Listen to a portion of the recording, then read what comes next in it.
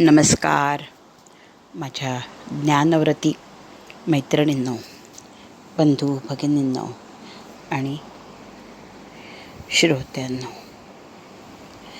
व्यासाय व्यासज्ञानाय व्यासपीठाय च पुनः स्मारं स्मारं नमाम्यहं नित्यं नित्यं स्मराम्यहं. व्यास ऋषी, व्यास महर्षी त्यांच्या व्यासपीठाला अत्यंत आदरपूर्वक नमस्कार करते. प्रभू श्री रामचंद्र आणि श्री रामकृष्ण हे जे परब्रह्माचे दोन अवतार विश्वकल्याणासाठी सतत पृथ्वीवर अवतार घेत राहिले, त्या दोघांचं आज आपल्याला एकत्र स्मरण करायचं आहे. विष्णवे जिष्णवे शंकीने चक्रिणे रुक्मिणी रागिणे जानकी जानये वल्लवी वल्लभायार्चितायात्मने कंस विध्वंसिने वंशिने ते नमः. यामध्ये भगवान श्री रामचंद्र आणि भगवान श्री कृष्ण यांचं एक एक विशेषण आणि त्यांची महती या एकाच श्लोकात गायलेली आहे.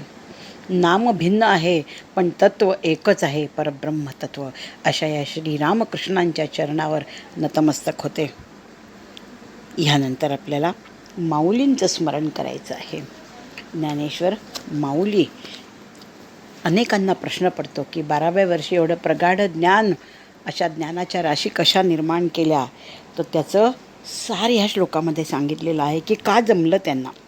ज्ञानेशो भगवान विष्णुर निवृत्तीर भगवान हरः सोपानो भगवान ब्रह्मा मुक्ताख्या ब्रह्मचित्कला.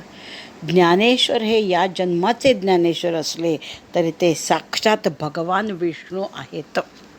मागल्या जन्मी मुक्त झाले आणि भगवान विष्णूंचा अंश घेऊन जन्माला आलेले असल्यामुळे एवढं सगळं त्यांच्यामध्ये ज्ञान प्रसवण्याची एक दिव्य शक्ती त्यांच्यामध्ये होती. अशा या ज्ञानोबा माऊलींना वंदन करूया. आज मनाचे श्लोक आहेत, बुधवार आहेत. समर्थ रामदास स्वामी ह्या एका श्रेष्ठ मनोवैज्ञानिकाचं, श्रेष्ठ संताचं मनाचं श्लोक आपण वाचले की खरोखर मनाला ते पटतात आणि अशी एक ओढ लागते की सगळे मनाचे श्लोक पाठ झाले पाहिजे. म्हणू आपण. मना पाहता सत्य हे मृत्युभूमी जिता बोलती सर्वही जीव मी चिरंजीव हे सर्वही मानिताती अकस्मात सांडोनिया सर्व जाती मरे एक त्याचा दुजा शोक वाहे अकस्मात तोही पुढे जात आहे पुरे ना जनी लोभरे क्षोभ त्याते म्हणून जनी मागुता जन्म घेते. जय जय रघुवीर समर्थ. मला वाटतं मागचे मनाचे श्लोक मी पुन्हा यावेळेला रिपीट केलेले आहेत, पण प्रश्न नाही. देवाचं नाव किती वेळा घेतलं तरी अधिकस्य अधिकम फलम असं म्हणतात. राम राम राम राम राम राम किती वेळा म्हणतो आपण. जय जय रघुवीर समर्थ. ज्ञानेश्वरीचं संपूर्ण प्रतिबिंब दासबोधामध्ये आहे. श्रोते हो, ज्ञानेश्वरीत आपण थोडं ते कठीण भाषेत वाचतो, दासबोधामध्ये ते सोप्या भाषेत आहे. अशा ज्ञानाचा एक मार्ग आखून दिलेल्या ज्ञानेश्वर माऊलींच्या भावार्थ दीपिकेमधले 6 अध्याय आपले चालले आहेत. 6वा अध्याय सुरू आहे. 6व्या अध्यायाच्या आपल्या बऱ्याच ओव्या झालेल्या आहे. 354 ओव्या झालेल्या आहे. 354व्या ओवीमध्ये विषय असा चालू आहे की पंचज्ञानेंद्रिय आणि पंचकर्मेंद्रियांचं ते आहार विहार नियमित करावे. पंचज्ञानेंद्रियांना परिमित सेवन करावं. त्यांचं कान नाक डोळे त्वचा जीभ ह्यांचं परिमित सेवन झालं पाहिजे. मनाला वाटेल तितका त्यांचा उपभोग घेतला त्याला आत्मसंयम योग प्राप्त होत नाही. म्हणजे आहार विहार जागृती स्वप्न ह्या सगळ्याचे नियम सांगणं चालू आहे. त्याला किती नियमात आणि परिमित ठेवणं आवश्यक आहे.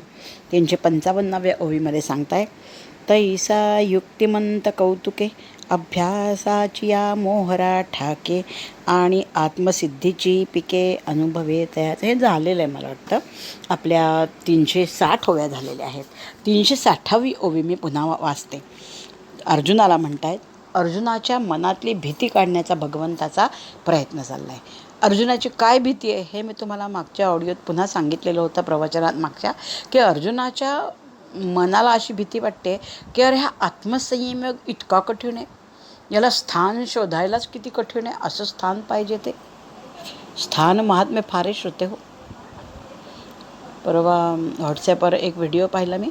आद्य शंकराचार्यांची गुफा दाखवलेली आहे. कसली भयंकर जागा आहे ती, किती आतमध्ये आहे, किती आतमध्ये आहे. आणि अरुंद जागा, आत आत आत आत आत आत आत गेलं की शंकराचार्यांची गुफा लागते. स्थान कशी शोधली असेल आचार्यांनी ती जागा.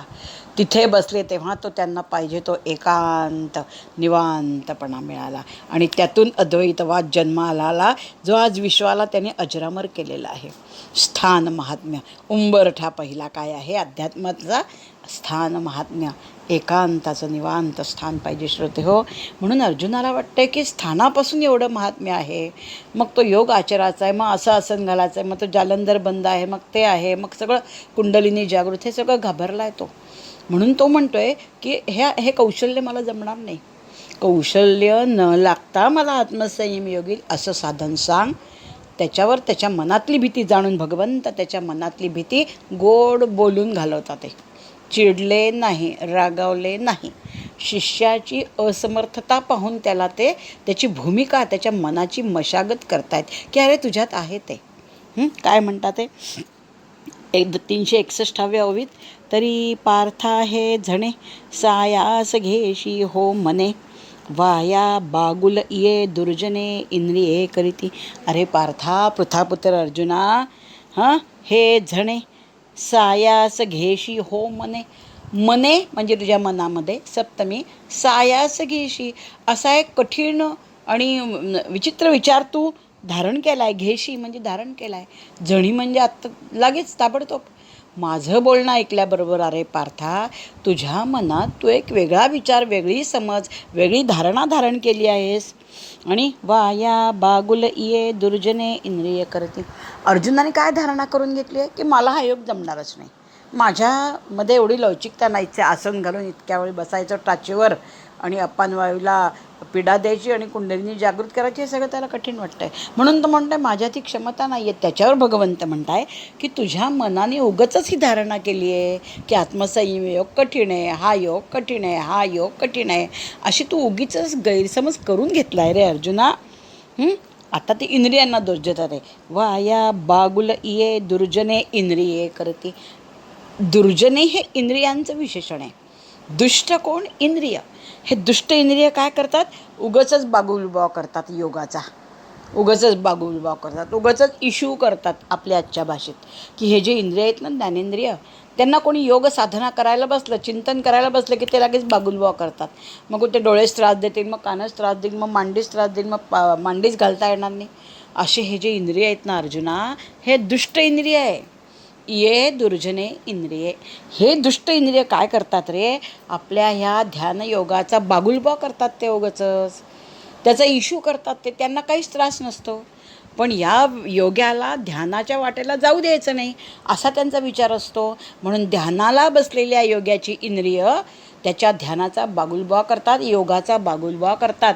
वास्तविक आत्मसंयम योगामध्ये बागुलबाव करण्यासारखं, घाबरण्यासारखं, भीती वाटण्यासारखं काहीही नाही आहे. मग फॅक्ट काय आहे? आपली ही जी ज्ञानेंद्रिय कर्मेंद्रिय आहे ही उगाचच या योगाचा बागुलबाव करतात. आपण पाहतो व्यवहारात अनेक गोष्टीचा आपण सुद्धा इश्यू करत असतो, हे मला जमेल की नाही, हे मला जमेल की नाही, हे मला जमेल की नाही. मग कोणीतरी गॉडफादर जर आपला असेल कृष्णासारखा, तर तो म्हणतो कर कर, मी आहे तुझ्या पाठीशी, की मग मस्त जमतं सगळं. आणि मग असं वाटतं की अरे मी का घाबरत होतो, मी का घाबरत होते, हो पुरणपोळी करायला मी का घाबरत होते. आता यायला लागल्यावर तर मग भाषा बदलते ना माझी लगेच. मम्मी अशी मस्त डिंग मारते एक छान, की माझ्या इतकी सुंदर पुरणपोळी कोणालाच आता जमत नाही. कधी हे असतं आपलं लॅक ऑफ कॉन्फिडन्स, तर कधी ओव्हर कॉन्फिडन्स असतो. ह्याचा मध्य साधायचा आहे. म्हणून कृष्ण काय म्हणतात आहे की अरे ही जी इंद्रिय आहे ही या आत्मसंयमयोगाचा बागुलबा करतात. ओवी क्रमांक 362. पाहे पा आयुष्या ते अढळ करी जे सरते जीवितवारी तया औषधाते वैरी काय जिव्हा न म्हणे. प्रश्न आहे. आता ते म्हणतात इथे की बघ रे अर्जुना, पाहे पा म्हणजे अरे अर्जुना, आयुष्या ते अढळ करी, आयुष्याला स्थिर आत्मसंयमयोगाचं वर्णन करताय. कसा आहे आत्मसंयमयोग? आयुष्याला अढळ करतो, स्थिर करतो, दृढ करतो. नंतर जे सरते जीवित वारी, सरते जीवित म्हणजे जीवन मरणाचं चक्र, जन्म मरणाचं हे चक्र जे आपल्या पाठीमागे लागलंय ते सरते करी, ते संपवून टाकतो हा आत्मसंयमयोग. म्हणजे मोक्षच देतो ना. जीवित सरते करी म्हणजे आपलं जीवन संपवून टाकतो असा अर्थ नाही त्याचा. जीवित शब्दाचा अर्थ आहे जन्म मरणाचं चक्र संपवूनच टाकतो हा आत्मसंयमयोग. काय काय करतो? पहिल्यांदा म्हणतोय आयुष्याला हा अढळ करतो. ध्रुवानी अढळ जागा मिळाली उत्तर दिशेला, अढळच तरी येतो, हलायचंच नाही तिथून. स्थिर दृढ जागा हा आत्मसंयमयोग माणसाला देतो आणि त्याचं जन्ममरणाच्या चक्र संपवूनच टाकतो असा हा आत्मयोग आहे, आत्मसंयमयोग आहे. तया औषधा ते वैरी, इतकं हे उत्तम औषध आहे. आत्मसंयम योग हे योग्याला इतकं उत्तम रामबाण औषध आहे की ते त्या योग्याचं जीवन अढळ करतं, स्थिर करतं, दृढ करतं, समृद्ध करतं आणि त्याचा जन्ममरणाचा फेरा चुकवून टाकतं. असं हे जे हुकमी रामबाण औषध आहे त्याला जिव्हा वैरी न म्हणे. त्या औषधाला ती जीभ शत्रू म्हणणार नाही का रे? वैरी म्हणजे वैरी म्हणणार नाही का ती जीभ? कारण या जिभेला कडू नकोच असतं ना हो. आजारी पडलो, डॉक्टरने कडू औषध दिलं तर तोंड नाक वेडवाकडं करून ती जिव्हा ते औषध घेते. मधाचं बोट लावा, चट चट चट चट चाटून घेते. अशी ही जीभ आहे, तिला गोड पाहिजे, कडू नको तिला. या इंद्रियांनासुद्धा काय सहज गत्या काय असेल तर ते पाहिजे. मांडी घाला, झोपा, खा प्या हे त्यांना आवडतं, ऐशारामी जीवन. म्हणून हे जी दुष्ट इंद्रिय आहेत ही जिव्हा जी आहे ही या आत्मसंयमयोगाला वैरी समजते, शत्रू समजते. जिव्हा म्हणजे खरोखर जिव्हा नाही. जिव्हा जशी कडू औषधाला वैरी समजते तसं ही ज्ञानेंद्रिय या आत्मसंयम योगाच्या रामबाण औषधाला वैरी समजतात, शत्रू समजतात. वास्तविक हे रामबाण औषध योग्यासाठी आहे, पण तरीसुद्धा ज्ञानेंद्रिय त्याला आपला शत्रू का समजतात? कारण ज्ञानेंद्रियांना पीडा होत असते. ज्ञानेंद्रियांची ऐसी का तैसी त्याच्यात झाली असते. ज्ञानेंद्रिय त्याच्यात नगण्य असतात. म्हणून ज्ञानेंद्रिय आत्मसंयमयोगाला आपला शत्रू समजतात. जसं जीभ ही कडू औषधाला वैरी समजते, शत्रू समजते, त्याप्रमाणे. ओवी क्रमांक 363. ऐसे हितासी जे जे निके ते सदाचिया इंद्रिया दुखे येरवी सोपे योगा सारखे काही आहे. प्रश्न विचारलाय. ऐसे हितासी जे जे निके, मी बोलली होती या विषयावर. आपल्याला जे हितकारक असतं, आपल्या आत्मोन्नतीला, आपल्या आरोग्याला, आपल्या प्रकृतीला, आपल्या निकोप मनाला जे जे हिताचं असतं ते सदाची इंद्रिया दुखे, ते इंद्रियांना नेहमी दुःखकारक वाटतं. किती छान आहे, किती सत्य आहे. आपल्या प्रकृतीला, तब्येतीला, आत्मिक उन्नतीला जे जे चांगलं आहे नश्वते, उत्तम निरोगी प्रकृती राहण्यासाठी जे जे अन्न चांगलं आहे, सात्विक, साधं, गरम आणि मोजकं अन्न, ते इंद्रियांना नकोच असतं. सात्विक साधं नकोच. खमंग, चटपटीत, तळकट, तुपकट, टेमटी फूड पाहिजे, फास्ट फूड पाहिजे. कारण ते आपल्या तब्येतीला मारक आहे, आरोग्याला मारक आहे. म्हणून आपलं आरोग्य आणि ही जीभ यांचं वैरच आहे. जिभेला जे आवडतं ते आपल्या आतड्यांना सहन होत नाही. आतड्यांना, आरोग्याला जे चांगलं आहे ते जिभेला आवडत नाही. त्यामुळे आपल्या हिताचं जे निके म्हणजे उत्तम आहे, आपल्या आरोग्याच्या हितासाठी जे उत्तम आहे ते इंद्रियांसाठी दुःखकारक आहे. एरवी नाही तर हा जर विचार बाजूला सोडला तर योगासारखे काही आहे. अरे या जगात आत्मसंयम योगासारखं दुसरं काही लाभदायक आहे का रे कृष्णा? आहे का सांग तू? आपल्या प्रकृतीला जे हितावह आहे ते इंद्रियांना दुःखदायक असतं, कारण ते शत्रू आहे आपसात. पण एरवी या आत्मसंयम योगासारखं दुसरं काही लाभदायक या जगात आहे का रे अर्जुना? नाही, नाही, त्रिवार नाही. आत्मसंयम योग हा एकच योग केवळ माणसाला मोक्षप्राप्ती देणारा आहे. ओवी क्रमांक, आता श्लोक क्रमांक 20 आहे. यत्रो परमते चित्तं निरुद्धं योगसेवया यत्र चैवात्मनात्मानं पश्यन्नात्मनि तुष्यति. यत्र म्हणजे जिथे, तत्र म्हणजे तिथे. यत्र निरुद्धं चित्तं उपरमते, जिथे वशात घेतलेलं मन, संयमात केलेलं चित्त शांत होतं, शांत होतं. संयमात घेतलेलं मन जिथे शांत होतं, कशाद्वारे? योगसेवया, ध्यानाद्वारे. जिथे संयमात घेतलेलं मन शांत होतं आणि जिथे आत्मानं आत्मनी पश्यन, स्वतःला स्वतःच्या आत्म्यामध्ये पाहत तुष्यती, प्रसन्न होतं. जिथे माणसाचं वशात घेतलेलं मन योगसेवेद्वारे शांत शांत स्थिर होतं आणि जिथे तो योगी आपल्या आत्म्यामध्ये स्वतःला पाहत तुष्यती, प्रसन्न होतो, त्याला डोळे उघडावे लागत नाही. आत्म्यातच स्वतःला पाहतो आणि संतुष्ट होतो. बाह्य जगताशी त्याला देणं घेणं नाही. आत्म्यामध्येच त्याला सगळा एक अमृत झरा मिळतो, अमृत सुखाचा, अक्षर सुखाचा झरा त्याला मिळतो. असा हा आत्मसंयम योग आहे. अर्थ पुन्हा एकदा पहा. जिथे माणसाचं योगसेवेद्वारे मन शांत होऊन रमतं आणि जिथे योगी स्वतःला आत्म्यामध्येच पाहून संतुष्ट होतो, तिथे आत्मसंयम योग असतो असं म्हटलं आहे. ओवी क्रमांक 364 वाचून होईल नुसता. म्हणून आसनाची गाढिका जो आम्ही अभ्यास सांगितला निका तेने होईल तो हो का निरोधया. याचं स्पष्टीकरण पुढच्या ऑडिओत करू. इत्यालम.